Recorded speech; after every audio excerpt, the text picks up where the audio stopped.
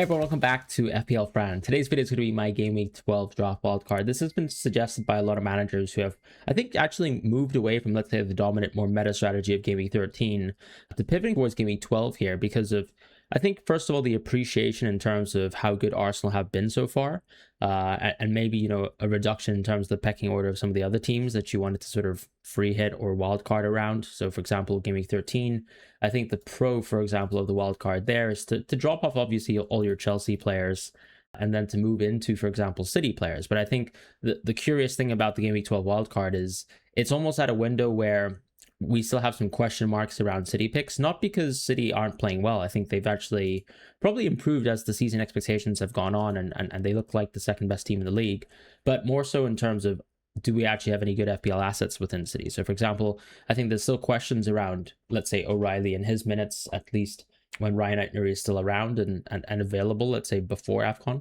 And then the question of, you know, is Foden, for example, still viable within the game, especially now that Reiner's minutes aren't great. I don't think Cherki's there yet, and I don't think Doku necessarily is still someone that you really look at as a consistent week-to-week option for producing goals and assists. I think if there's anything that Doku has proven to do this league, and generally, it's winning his 1v1s and actually being a threat that leads to City winning, but not necessarily someone who is going to completely change the paradigm in terms of FPL points. So I think that's kind of forced the Game Week 12 wildcard alongside the injuries that we have supposedly on the cards, right, with this international break. Semenyo might have an injury, although I'm not really sure. Given the sort of mixed reporting on that, I know the Ghanaian FA has mentioned that he's coming home with an injury. I don't really know the significance of it. So it'll be interesting to see if we have any thoughts from, let's say, Irola close towards the deadline. But we do have a Gabriel injury as well. This was confirmed by Carlo Ancelotti, and he has returned to Arsenal. And that, amongst other potential injuries that can still happen over the course of the international break, will be interesting in terms of how that changes the game. Even waiting, for example, for Enzo to be fit and available, that could be something that pushes a lot of people to wildcard in Game Week 12. So yeah, that's why I think the Game Week 12 wildcard makes a lot of sense. It gives you an opportunity to reorientate how you actually own triple Arsenal, if you want to keep that. At the same time, I think it allows you to probably move more ambitiously in towards United picks who will probably serve you quite well. And maybe even some of the Palace picks that you might have, let's say, not picked up recently, but want to still pick up at this moment in time, because they, for me, still have a great run of games. And you can sort of use this as an opportunity to maybe move away from potentially some of the Bournemouth picks, as they've continued to perform decent within the league, but mostly and predominantly at home. So something to think about there in terms of, you know, what this draft wildcard will do. I think the way that I'm going to structure this wildcard is on the assumption that Gabriel and Semenyo are fit, and then on the assumption that potentially both of them are both out. I think there's obviously some quick recommendations in terms of like for likes that I'll make anyways when I have the Gabriel within the draft. With Semenyo, I think there's also a pretty obvious like for like within the game, and there's two, and we'll talk about that in a moment. But to start with the first draft, I think you almost want to attack this wildcard window by just sort of thinking about what everyone's sort of general team is and how you can attack that. So I think if I was to think about, let's say, the ownership template, I don't think too many people have Saka, to be honest, from Arsenal. I don't think too many people actually have a double United mid structure. And I also think that people have predominantly Raya, but maybe not, let's say, the combination of Gabriel and Timber. And at the same time, I think people have probably been invested into players like Munoz, but probably haven't considered, let's say, the opportunity of moving into 4.5 defenders, because they haven't had that sort of, I guess, luxury to be able to do a 4.5 defender move. So I'm talking about players like Richards and Anderson. In the forward position, I think it's a bit of a tricky landscape there, because I think there are three amazing forwards. But considering that you're probably going to free hit one of these game weeks, and I think if you're not going to free hit, questions can be asked, obviously, of the draft that I'm going to provide. But I think, loosely speaking, I think 3 at 13 still makes a lot of sense, because I think Arsenal are so good. You still want to triple up on Arsenal no matter what.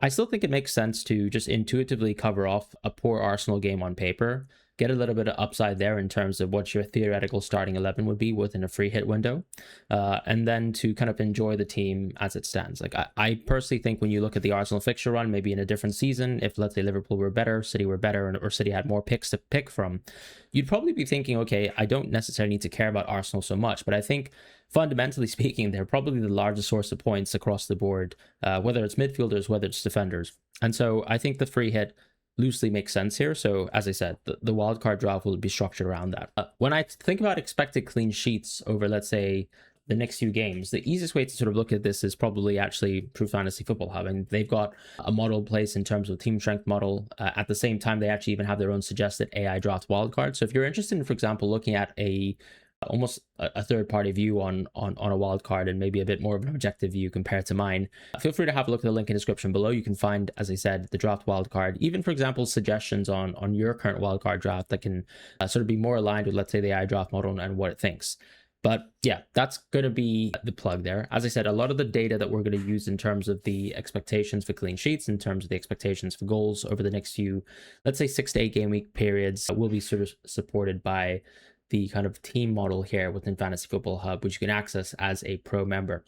From a defensive perspective, I actually think that the goalkeeper that looks underrated from that perspective would actually be maybe, let's say, Verbruggen. When I kind of think about the best 4.5 goalkeepers, I still think Petrovic is the one that I love the most. But looking at the rotation possibility for Verbruggen and Dubravka, I don't think you're missing out on too much here, because the key thing is that the worst Brighton fixture over, let's say, the next 6 games is going to be in game week 16, where actually Burnley have probably their best match over the next 6. So I think that, roughly speaking, kind of covers the sort of clean sheets quite well. Now, if you don't want Verbruggen, I get it. People don't like Verbruggen. This is a man who finally has gotten clean sheets, so he's shown that he's able to get those clean sheets. But if you've owned Verbruggen before and you've not enjoyed the experience, just go Petrovic, right? I don't have huge complaints over that.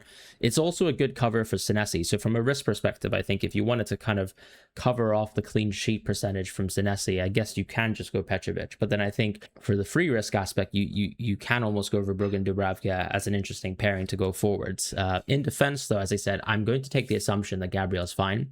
So this means that you go Gabriel, Timber, Richards, Anderson, and Alderete. Now, I think with Gabriel, the biggest thing here is whether he's going to be fit, whether he's going to be available, whether this injury is quite serious. Now, it seems like just watching the replay of the match and the specific sort of incident that occurred, and Gabriel pulling up, him sort of being removed and precluded from the Brazilian camp and going back home, I think it's probably going to be an injury. I don't know the severity of it. Now, if it seems to be long-term, I think it makes a lot of sense to just simply go Virgil on this draft.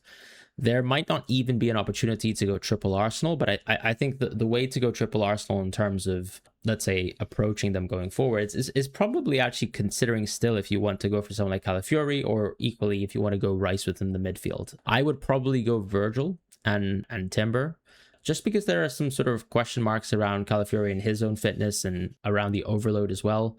Like, one of my concerns with this Arsenal team is when you actually look at how packed the fixtures are for the next few games, they're going to have a fixture run which basically includes Tottenham at home, Bayern at home, Chelsea away, and then a Brentford at home match right before they actually have Villa away. So it's immediately obvious that I think that fixture in terms of Arsenal versus Brentford could be an opportunity to actually rest some of the key players within Arsenal. Now, because I think Hincapié, might even Miles Lewis-Skelly to an extent, are probably more readily available and more fit, I guess, to kind of cover fixtures and to play full matches that are still very serious in terms of Arsenal's sort of Premier League campaign, maybe Calafiori could be the one who gets hurt here. And so if you don't really want to play with that sort of level of risk in terms of whether he's going to start one of these games on the bench, I think Virgil just makes the most sense, because you can guarantee that he's going to play the games as long as he's fit.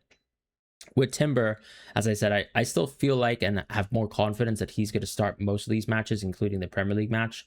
It is going to be quite a ridiculous run. This is almost me suggesting that he could start potentially, let's say, 5 games in a row when technically, I guess, White would be available. But I'm also, I suppose, implying here that White would play versus Club Brugge, and then Timber continues to play along for a lot of the other key matches for Arsenal. This could be wrong, and Timber, I think, can be someone that can be hurt just in the same way that I explained that Calafiori can be hurt. But I just feel like with the sort of level that he's playing at, I almost feel like there's a bit more confidence there in terms of him needing to start the games to secure the results that Arsenal won. With Richards, I think this is just a cost saving. Lacroix is good, Munoz is fantastic, but I think you don't need to go that strong in defense. I still prefer backing the Arsenal defense, and even over this run, I think I'd even prefer Virgil over Munoz, which is why my Gabriel replacement would here just be Virgil. Anderson and Alderete fill out the gaps. Now, the question mark, I suppose, is going to be around Anderson and whether he's available. I think Denmark still have one more game to go within the kind of international break, and Anderson was precluded from the squad that played their most recent match. So Jack Kelly, I think the Fulham journalist, mentioned that Anderson seems to be, I think, potentially rested for that match to avoid potential suspension for this game. Now, we'll see whether that's going to be the reality or not. I think an Anderson replacement could actually just simply be maybe even, let's say, a Tete from Fulham, or you can just go for another 4.0. Like, I don't think it's absurd to just simply pick up potentially maybe a Brentford defender in, let's say, a Vandenberg, or even just going for a Van Heck from Brighton if you choose to, let's say, not go Verbruggen, because these are still relatively solid 4.5 picks that I quite like, in consideration that you already have Richards right now. The other picks that I'd probably think about would be maybe a Truffet from Bournemouth, because this is someone who actually has shown that he can actually get defensive contributions recently, and of course the small chance of an attacking return as a fullback. And then Alderete or Mukiele to kind of fill out the gaps. Now, Mukiele has actually, I think his DEFCON rate has dropped a little bit more, but you do need to take into account that now he's become, a long throw option as well. As we've seen with, for example, like someone like Michael Coyote, that can lead towards assists, that can also even lead to bonus points because you're actually creating chances through these long throws. So that is a plus. I think both are interesting options. Alderete is just simply a bit cheaper. So when I was thinking about crafting a wildcard squad for a lot of people here, I think this is how you save a little bit more money. As far as the next tier in terms of the midfield, I would actually go with Saka, Semenyo, Minte, Bruno, and Cunha here. Now, if you can't afford Cunha, and let's say Gabriel's out, I think simply, just go for Rice. The reason why Mbeumo's not here, and even though he's been absolutely exceptional this season, is I still think if you're going for a wild card now, it's quite unlikely that you have a huge bank of free transfers. Now, if you do have a huge bank of free transfers, feel free to go Mbeumo, maybe even go Mbeumo over Bruno. And I think a lot of people can actually just consider that anyways, because if you don't have enough transfer value, you can simply just go for a Bruno for a downgrade into Mbeumo. And I'm sure a lot of people see that as an upgrade. As far as Cunha, he can be someone who I think is completely flexible. Like, I don't think it's necessary to have two United midfielders at this moment in time. I just think that one of the advantages of going for the kind of draft structure that I'd probably like to go for right now in terms of the wild card is to actually go for two United mids. But once again, if you can't afford two United mids, I think Cunha is up there as an option. I think you can consider Szoboszlai, but the concern for me around putting Szoboszlai within a wildcard draft is because we're going a little bit tighter in terms of how we're spending money up top. So Sobo having a potential, let's say, yellow card and then leading towards a suspension within one of the future matches where Liverpool have a good run of games would not be ideal. And I feel like that's a bit of a concern for picking Sobo at this moment in time. There are alternative options too. Like, for example, I think a Sade from Brentford could be interesting. I think even Dango's minutes recently have been good, but there's always the concern that, let's say, over some of these tougher matches, you don't have someone like Dango allowed to start within some of the matches if Brentford revert back to a back three. So I'm not super high on doing that. I think there is even another option which you can consider which is to maybe, let's say, have someone like a Gordon, for example, on the bench, because the kind of team that you can put out on this week specifically, I think can still work around a 4-4-2 structure. You don't necessarily need to have someone who actually is guaranteed to play this week as a midfielder. And last but not least, I think Foden is a very good consideration as well as an alternative to Cunha if you don't really like him. But of course, as I said, if you want to go, let's say, Mbeumo, I think just get rid of Bruno. If you don't go Gabriel because he's injured, I think Rice is actually a very simple option to save money and to actually allow you to move into Cunha. This would also probably allow you to actually improve the goalkeeper if you get that cost saving between, let's say, Cunha and Rice, or simply if you don't have money in the bank, then that's that. To explain why I like these midfielders, I think ultimately you're kind of picking from who I expect to be sort of open play talismans for a lot of these teams, right? With Saka, you've already seen it within some of the previous matches. He's actually hitting DEFCON quite often, which is a bit of a shock, but I think that's a positive. It's kind of hard to pick Eze with Odegaard sort of looming back again, and obviously with Trossard showing some form, and a lot of the Arsenal sort of midfielders coming back in with the opportunity to play much more minutes over this run. Players like Madueke, players like Martinelli should be coming back soon. Semenyo is just the open play talisman for Bournemouth. It's not like his underlying stats are amazing, but I think people are also we've gone to maybe towards the stage, and also this could just be, you know, my own bubble in FPL when I look at Twitter, but I think we've almost gone towards the stage of pretending like Semenyo doesn't deserve some of the points that he's got in FPL. I think my friend Lucas on X has sort of done a graphic in terms of expected points versus points. Just kind of look at your underlyings, including, for example, like some of the, you know, penalty XG that you get, right? So NPXG is a good reflection of, let's say, a player's open play baselines, but at the end of the day, if you get penalties taken, and that's guaranteed expected points, right? So the expected points, I think, for Semenyo is that he's overscored, you know, by +10, but he's still one of the leading midfielders in terms of just pure kind of expected data this season that he's accumulated. So it just suggests that he's still a very good pick. And I think as you look ahead towards a really good Bournemouth run from an attacking perspective, there's nothing really that you can miss out there.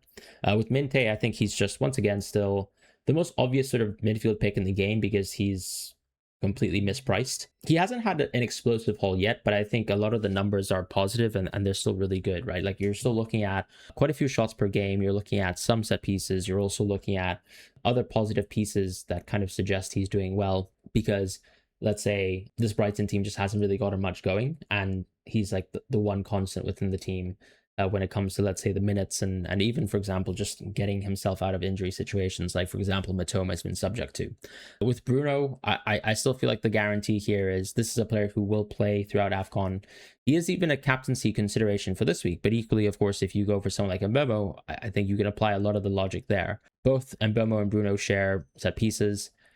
The main reason for why I would pick Cunha now, as I said, is just simply because I think if you can afford a draft, I'd probably go with no AFCON players at this moment in time. I think there are good enough midfielders who won't go to AFCON that actually can guarantee you this. And, you know, if there's a question around Semenyo, he's not going to AFCON because Ghana have not qualified for this AFCON, although they have qualified for the World Cup. So yeah, I would go for Cunha on the basis that his minutes, even if, let's say, in the short term, his minutes can be a little bit poorer because, as we've seen recently, and obviously post the City match where he got the original hamstring injury that he had, that he is capable of being benched, right? I think he was benched versus Sunderland, but since then he's had relatively decent minutes. Like, he's played 2 90-minute games and he's been a sub at 71 minutes versus Tottenham, and then also I think had an 80-minute game versus Brighton, if memory serves. So these are all positives that I think when you look at AFCON, this is still going to be a player who's probably going to play 90 minutes on top of what he's already played so far. So the kind of nailed minutes are there. But as I said, if you don't want to go for Cunha and you don't like the idea of sort of picking up a little bit more of a differential option,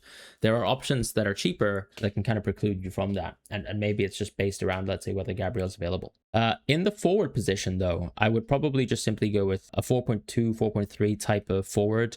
I don't think it's very likely for the rest of the season that we're going to triple up on Chelsea. Now, I could be wrong, but I think we've almost gone through one of the better runs for Chelsea. Now, I think when you look at their fixtures, it's very kind of A-B. So it's almost one good game hit with one bad game. So Burnley away is a game, unfortunately, that you're going to miss if you're, let's say, going with a draft here and unfortunately not going to have Chelsea players. But then the next match is Arsenal, then it's Leeds away, Bournemouth away, which are both tough games. The next best game is going to be Everton at home in Game Week 16. So I don't really think that this is like an extremely good run from Chelsea. You know, the run's already over. And even, for example, Newcastle away in Game Week 17. So realistically speaking, I think the next good Chelsea run really starts probably around Game Week 24 or maybe around 22. So, you know, I wouldn't be too worried about that. That would allow you to go Gu, who's basically the cheapest forward option in the game. Probably pockets you a little bit of money in the bank. I think with the amount of injuries that we have so far, and as we're about to head into a very packed December period, you do want to have a little bit of money in the bank because you want natural flexibility within your team. It's not so the case that the point of a wild card is to squeeze 0.00 and have zero sort of leeway. It's probably actually better to have a little bit of money in the bank over this period because you don't really know what injuries are going to hit you with, and your understanding of the FPL landscape will just change as these injuries pile up.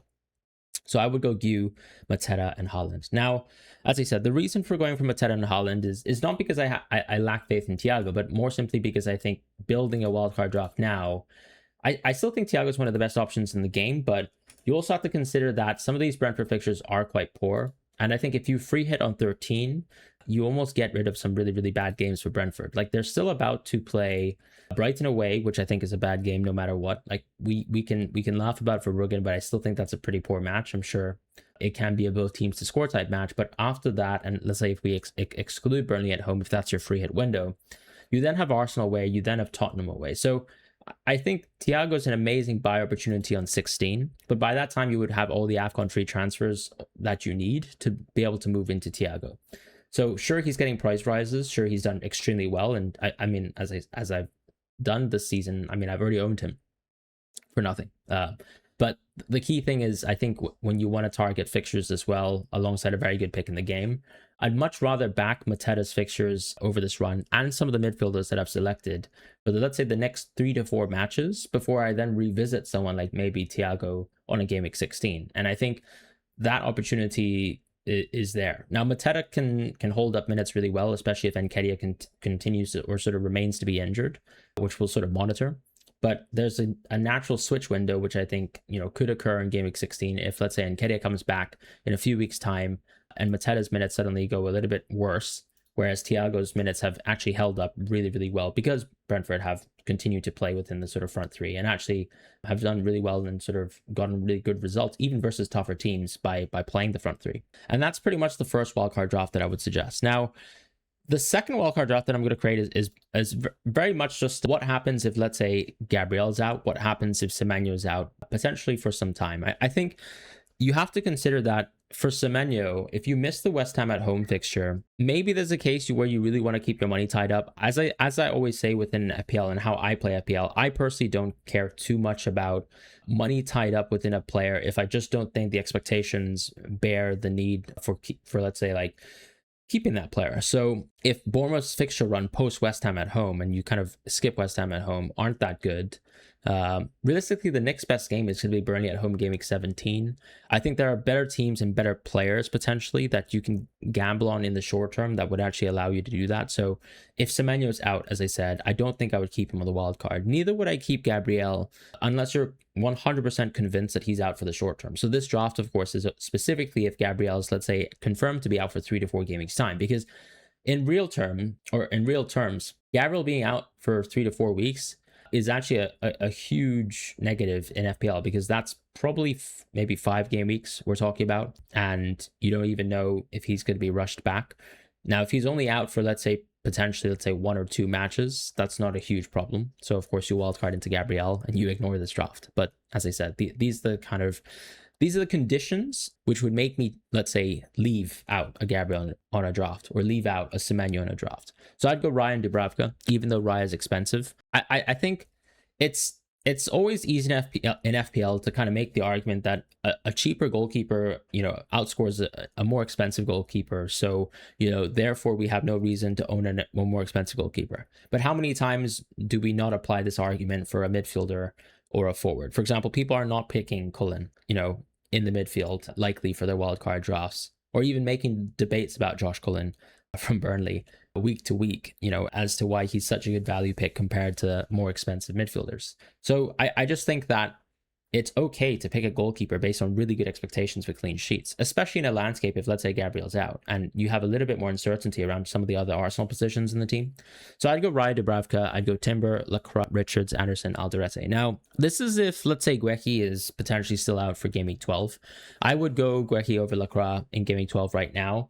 But I think the news that we were last left with in terms of his fitness was that he was barely able to walk for that previous match versus Brighton. And having watched Canvo play, I think he actually seems like a very serviceable player. I can't see why Crystal Palace would rush Guehi back for game week 12, which is actually a pretty pivotal fixture when it comes to sort of creating and crafting a team here for this week. So I'd probably just go Lacroix over Guehi if it seemed like there was any doubt that he is available for game week 12. Richards, I think, is just an obvious pick. Anderson as well. Alderete versus Mukiele, once again, the same arguments can hold. I think Alderete is quite nice because as a center back, I think there's just more DEFCON points going forwards. In the midfield position, I'd go Saka, Minte, Foden, Bruno, and Cunha. Now, what has allowed, I guess, creating this draft is specifically Semenyo being out. At the same time, I recognize that this draft could be very much unaffordable for some managers. So in this case, I'd probably look at Foden and Cunha, because Foden's 8.0, Cunha's 7.9. You can easily drop these players into someone else, and One way to do this, of course, is by doing the simple and elegant solution of doing Foden or Cunha into Rice, and then Raya downgraded into another goalkeeper. This will always give you a huge positive, right? I think just go Petrovic or Verbruggen, depending on who you want. I don't really think there's a need to push towards 5.0 goalkeepers, or even at this moment in time, a Donnarumma. I think that you can go cheaper with goalkeepers if you're looking for cost savings. This is probably the most expensive draft possible. This is something that I can create within my transfer value. But if you want to save transfer value, as I said, go for Rice and then go for a Raya downgrade into either Petrovic or Verbruggen. And in the front line, I'd go with Gu, Mateta, and Haaland once again. I don't think there's too much to debate other than, the piece around Foden. Now, with Foden, I think in the cheat sheet himself, he's actually someone who's not really risen up the ranks too much, because I have been concerned a little bit about, the type of positions that he's filled out. But I think part of that too was just thinking about the City fixtures that we had previously and thinking that they're actually a little bit worse. And now that I think you're going away from Newcastle away, which will be this match, if you can field something like a 4-4-2 for 1 week and then, let's say, package Foden into a wild card, I don't think you even necessarily need to free hit around 13, because this kind of draft structure here is probably a little bit more anti-Arsenal in the sense that, you can still play a Dubravka next week if you want to. At the same time, I'd probably still play Raya over Dubravka next week. But the point is to say here that I think this is a bit more free hit agnostic going for Foden here, because I think the value of, let's say, going free hit 13 is maybe ignoring some of the City picks. But in the landscape where a lot of the players are going off towards AFCON, and City actually have a pretty good run to gamble on. The fixtures that we're talking about would be Leeds at home, Fulham away, Sunderland at home, Crystal Palace away, which is a bad game, and I think free at 16 probably lends itself a little bit more towards this draft, because you're going to go Lacroix, you're going to go Richards, you're going to go Foden, so this is more free at 16 compatible. But then you actually have, for example, West Ham at home gaming 17, and then some pretty good fixtures in and out, where I think, generally speaking, Foden, someone who has impressed me a little bit more so than I expected, just because the minutes have been good. Now, the underlyings this season haven't been great, but we also know that there's a historical fact to Foden being an absolutely good finisher. We've seen some of the evidence of that still this season within, let's say, the Dortmund match. And, there have been games where Foden has done well, although not too much in the Premier League. We've pretty much only seen, I think, 1 goal recently versus United, which isn't even quite recent. But I would take the gamble on Foden over this fixture run, especially if you get the leaks, in the short term. I think City play quite a few games close towards the kind of deadline, or at least on that sort of deadline day. Foden's recent minutes, I think, have been 90, 89, 90, 90, 90. So whilst, let's say, players like Reinders have been losing minutes, whilst players like Cherki have been added back into the team, whilst players like Savinho have gotten minutes as well, I think Foden's minutes haven't really been harmed. I don't really see Foden's minutes being worse, but I can totally understand someone making the argument that if you look at how congested City's fixtures are, that maybe someone like Foden can actually lose out a few more minutes, especially, for example, if you were to think about the fixtures as they stand, and maybe, let's say, more around the December window where they have matches like Real Madrid as well. But I think that there's an opportunity, and I think Pep tends to, for example, still play Foden week in, week out, right? For example, if you look at the let's say, last set of like 3 fixtures in a row where City had to play with a midweek game, Foden actually played close to the full match versus Bournemouth. He then played 90 minutes versus Dortmund, and then he followed that up with 90 minutes versus, who was it that they just last played? And then followed that up with 90 minutes versus Liverpool. So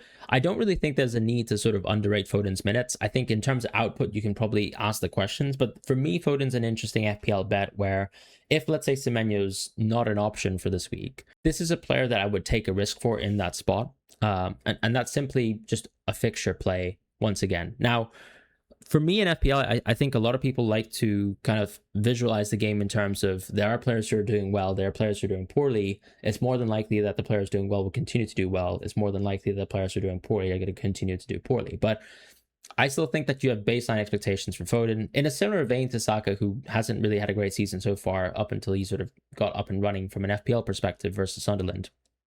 I feel like Foden is still someone who actually is giving you what you need to, I think, bet against the field with someone in that price point. Now, both these drafts don't have Mbeumo in it, but I think, as I've already said, the Bruno spot is effectively an Mbemo spot. You do not need to be spending money on Bruno unless you want to spend money on Bruno. And I think the pro of going for Bruno and being able to afford Bruno is that you just resolve at least one of the AFCON transfers. Part of the pro of actually saving all those AFCON transfers is being able to roll those transfers into, let's say, single game week, double game week season, and having a much more flexible time later down the line. If you don't really care about that, you can always just go for someone like Mbemo now. And even within this job structure, as I said, if you want to downgrade someone like Raya, you can always make that Cunha spot an Mbemo. You can make that Foden spot a Rice, and you can always make that Raya spot a cheaper goalkeeper. So this is pretty much how I generally speaking, of like attack the template of a Game Week 12 wildcard. For me, as I said, 3 hit 13 and 16 are both quite interesting, depending on, let's say, who's in, who's out of the team. You have to also appreciate that free hits are not super obvious in a single game week season.